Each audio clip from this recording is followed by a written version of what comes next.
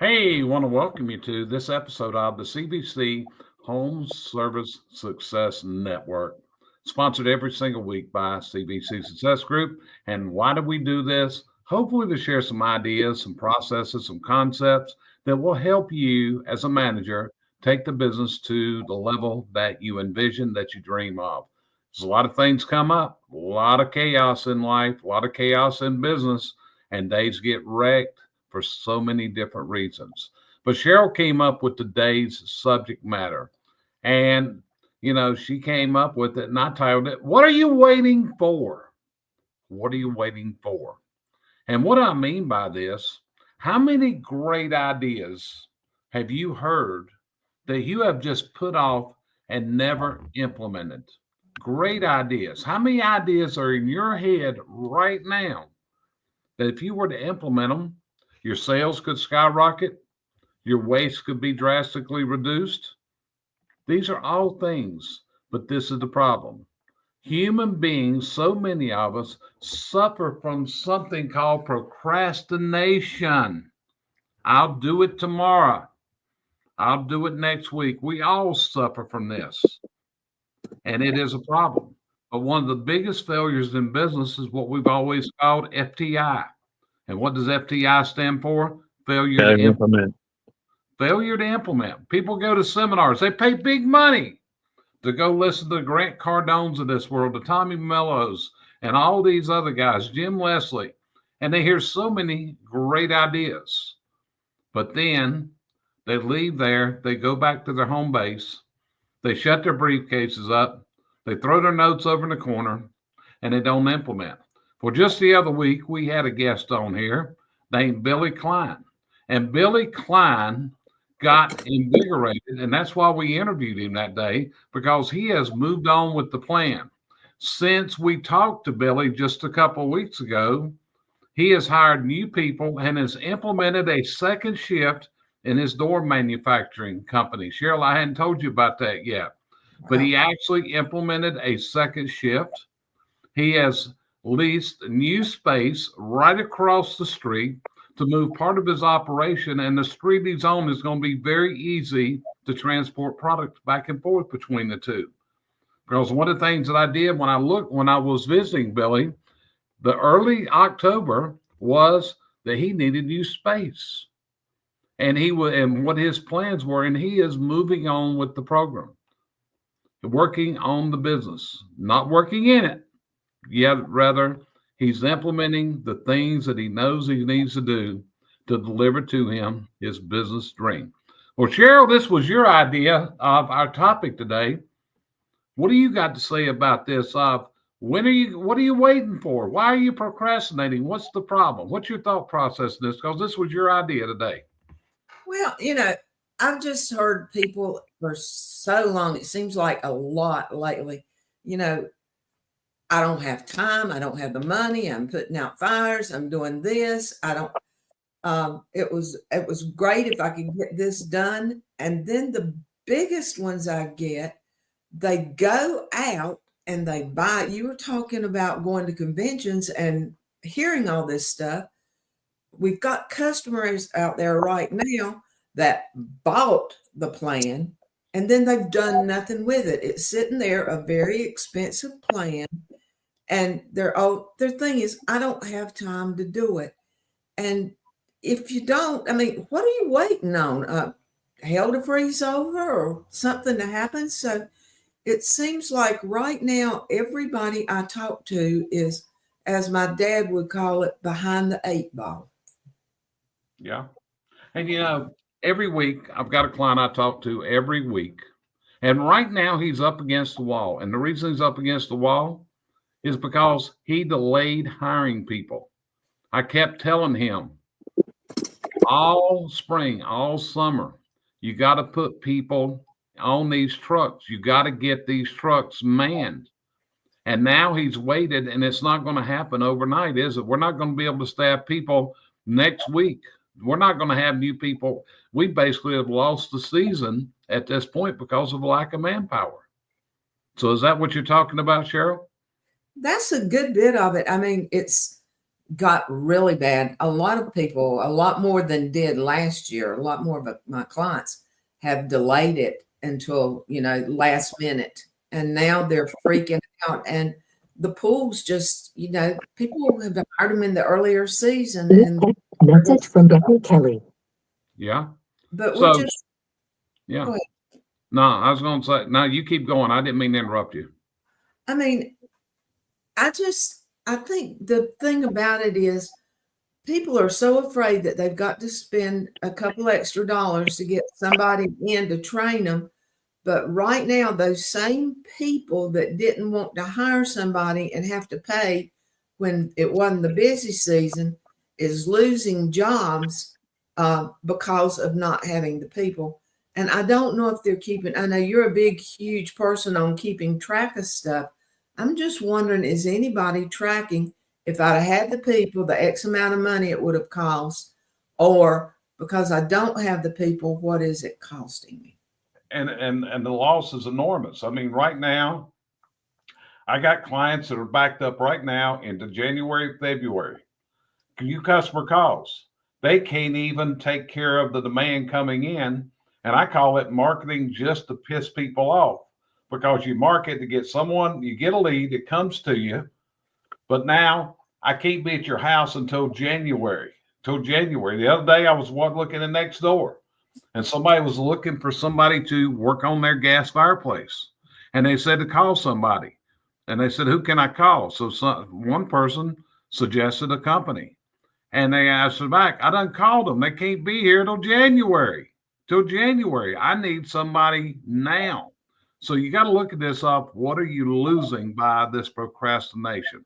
So Josh, swing it over to you.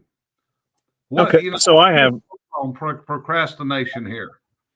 So I have you talked about putting out fires, and I think I'm going to expand on that a little bit, because I've seen it where people in the reference of a city, like we have.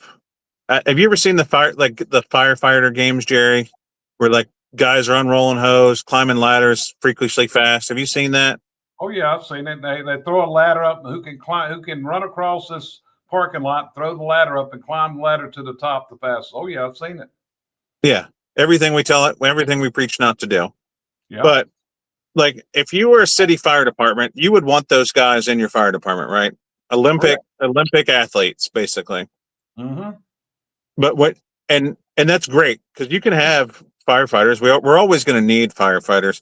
But what if you lived in a world where there was no fires? And that's what you have to envision is, okay, this is why we have codes and ordinances, right? Like, because after, oh my God, I can't pull my history, but there was a city fire like in New York, I believe. And now we have brownstones, right? Because the whole blocks got burned up. Now we switched to brick housing. Why did we do that? Because we wanted to prevent the next fire. And that's kind of what I'm getting at. This is why we have codes, and this is why we have systems. Is you're going to be you're going to be that Olympic firefighter 24/7 for the rest of your life, or you can be the guy who doesn't have any fires at all. New text message from Monroe Kelly. And that's where procrastination is going to lead you. You're just going to be training to be that Olympic, caliber firefighter forever if you don't implement these systems and things like that. Yeah, and that's one of the things we often call it. Do you want to be a firefighter, or you don't want to be a fire prevention officer? And if you look at any fire department, what are they concerned about? Hey, everybody loves to run their red lights. They love to go to a fire, and a working fireman, it just drives their blood pressure goes up. They're excited and all this. But the true job is to prevent the fires. And that's what you got to do in your business. And to take that, it requires you to implement. Things are changing. Business changes each and every day. New text message from Kristen Kelly. Is that your GPS talking, Josh? I'm getting my phone's on do not disturb, but it's synced to the car and it's still chiming messages even though it's on do not disturb. Okay, I understand. I just hear some woman talking. I didn't know if you had somebody riding shotgun we need to know about.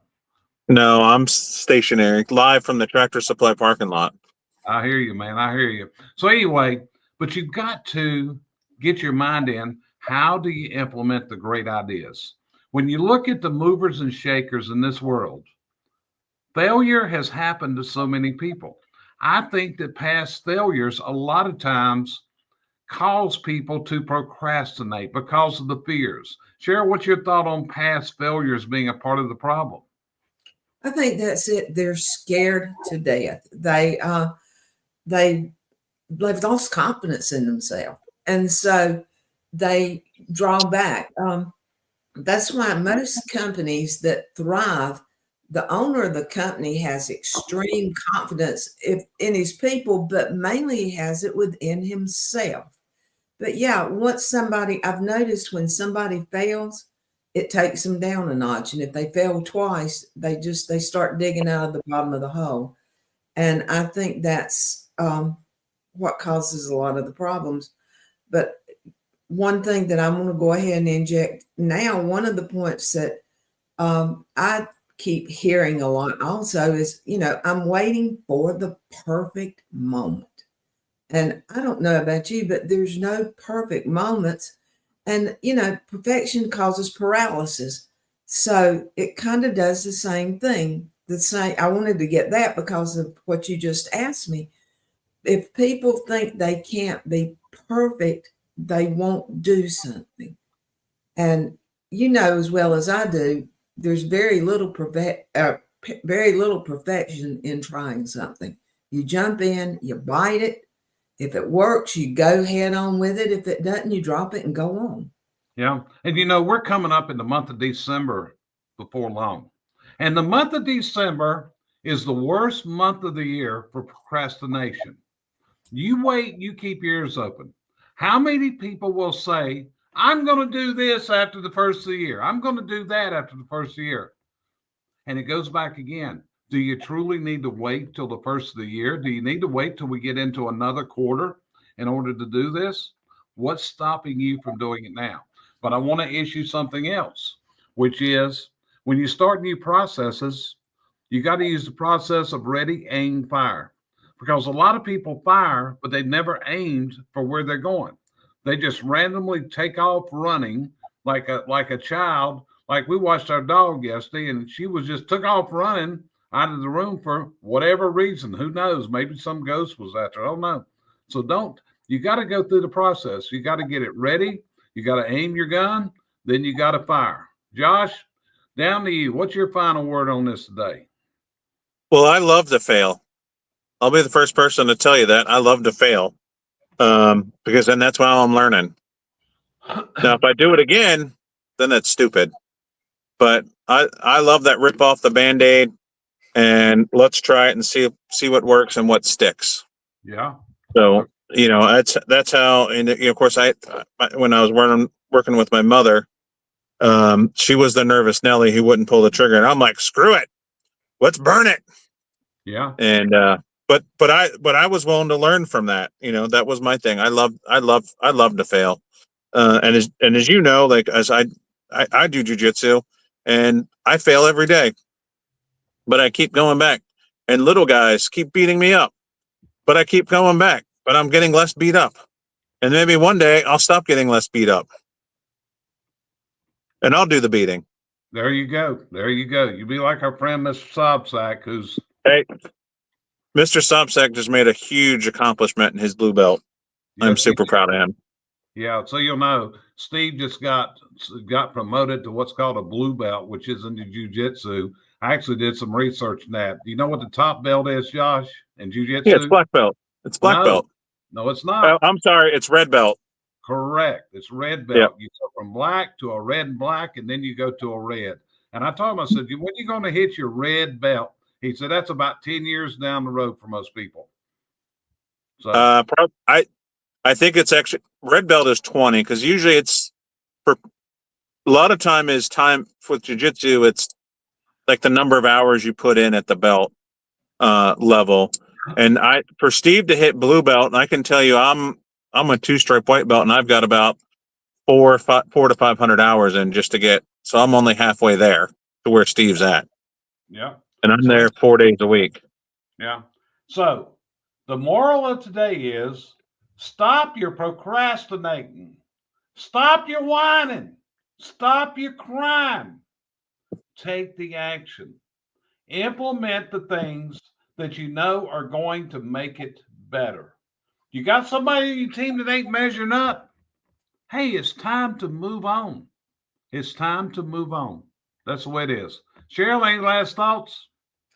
I just want people to, number one, I don't believe in New Year's resolutions because those are exactly what they're, New Year's resolutions. But before the new year, start on these projects you're looking for. And if possible, have them done before the new year. Don't make them a stupid resolution that's not going to work. That's it. And hey, folks, if we can help you here at CVC Success Group, reach out to us. That's what we do. We work with people just like you.